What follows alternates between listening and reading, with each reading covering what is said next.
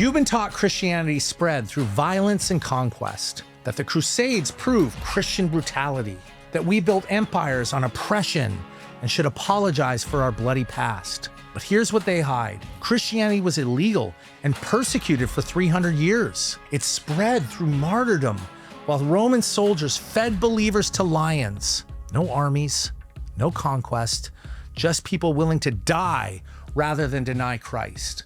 And here's what destroys their argument. Every moral category you use to condemn Christian violence, human rights, dignity, the concept of conquest is wrong. Those are Christian inventions. The framework to judge Christianity as violent is itself Christian. Without it, violence isn't wrong. It's just power. Today, I'm exposing the lie and showing you what they're terrified you'll discover. Subscribe right now.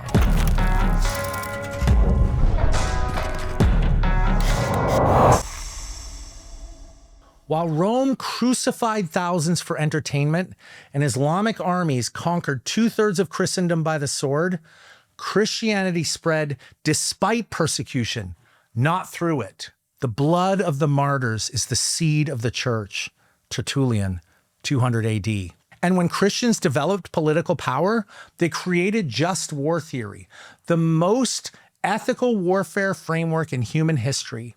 When Christians violated these principles, other Christians could condemn them using those same principles. No other civilization had this.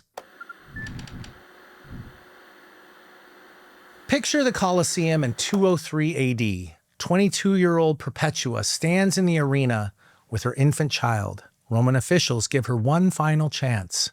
Just drop a pinch of incense to Caesar. Say he's divine. You keep your baby. You keep your life. She refuses. They execute her publicly while crowds cheered. This was policy. For 300 years, Christianity was illegal in the Roman Empire. Emperor Diocletian launched the Great Persecution in 303 AD, burned churches, executed clergy, brutally persecuted believers who wouldn't renounce Christ. Christianity grew anyway. In 1597, Japan's Tokugawa shogunate crucified 26 Christians in Nagasaki, hunted priests, subjected believers to extreme suffering for 200 years. Christianity survived underground with no priests, no Bibles, just families secretly passing down the faith. Today, Nigerian fathers watch Islamic extremists take their daughters. Pakistani believers face execution under blasphemy laws. Chinese house churches hide while government surveillance hunts them. The simple believe anything, but the prudent give thought to their steps. Proverbs 14:15. You've believed the lie that Christianity spread by violence. It spread despite violence. Oh, but the Crusades, I hear you say. Here's the context they hide. By 1095 AD, Islamic armies had conquered Syria, Jerusalem, Egypt, North Africa, Spain, 2/3 of Christendom taken by the sword. Christian pilgrims were attacked and murdered. Byzantine Emperor Alexios said, "They destroyed our altars, massacre our priests." The Crusades weren't conquest. They were liberation of Christian lands occupied for 460 years. Violence happened at Jerusalem's fall, but compare it to typical medieval warfare, it wasn't exceptional. We can debate specific Crusader actions because Christianity gave us the framework to have that debate. Romans didn't question conquest. Muslims don't apologize for subjugation. Only Christianity does. Christianity's official teaching explicitly forbade forced conversion. Pope Gregory the Great commanded in 600 AD, the Christian faith must be embraced freely, not by force. Christian rulers violated this. Charlemagne forced Saxon baptisms. Teutonic Knights coerced Baltic pagans. Colonial powers pressured indigenous peoples. The Spanish Inquisition severely persecuted suspected heretics. But other Christians could condemn them using Christian principles. The framework existed to say, this violates our faith. Church councils repeatedly forbade forced baptism. Many clergy opposed it, even while it happened. When Christians forced conversion, they were violating Christian doctrine. Compare that to Islam.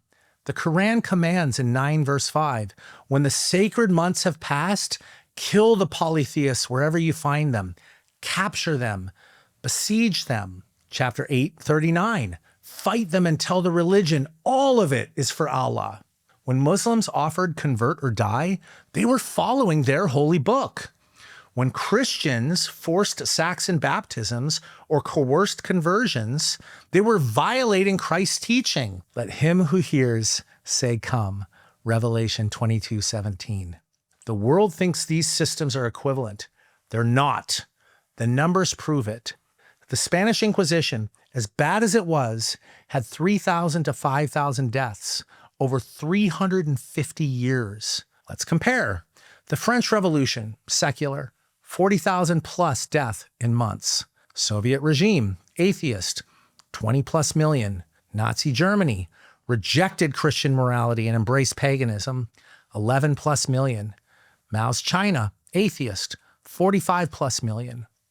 Remove Christian moral restraint and you get industrial scale atrocities. The 20th century proved it. You're sitting in comfort condemning Christians who built the civilization that lets you condemn them using moral categories they invented, while believers in Nigeria and Pakistan and China are dying for the faith you take for granted. Even when Christians violated their principles, the principles existed to condemn the violations. That's not evidence that Christianity is false. It's evidence that it's true. By their fruit you will recognize them. Matthew 7:16. Judge the system by what it produces when followed, not when violated. This lie is destroying us right now. Western universities teach your children that Christian civilization was built on violence. They use Christian moral categories like human rights, equality, and condemning oppression to attack Christianity, then offer nothing to replace it. And watch what fills the vacuum. Europe surrendered what Crusaders died to protect. London opens more mosques than churches annually. Paris burns. Stockholm has no-go zones where police won't enter, not through conquest, through guilt.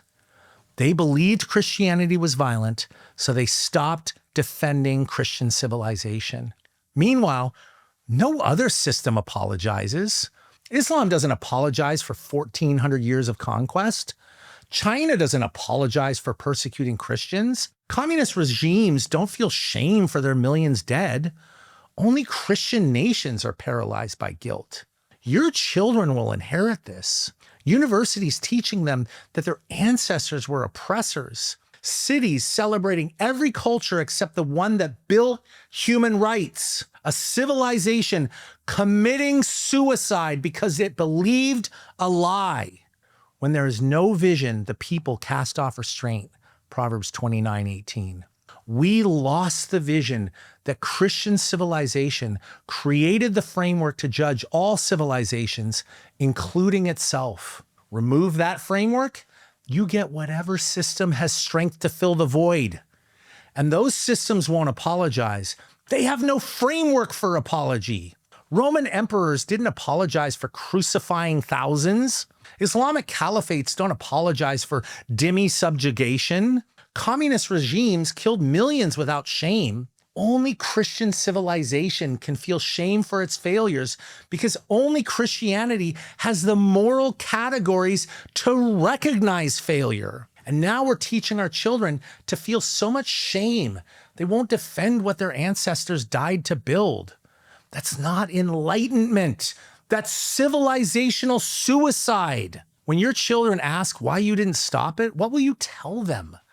That defending Christian civilization felt uncomfortable? Christianity didn't spread by the sword.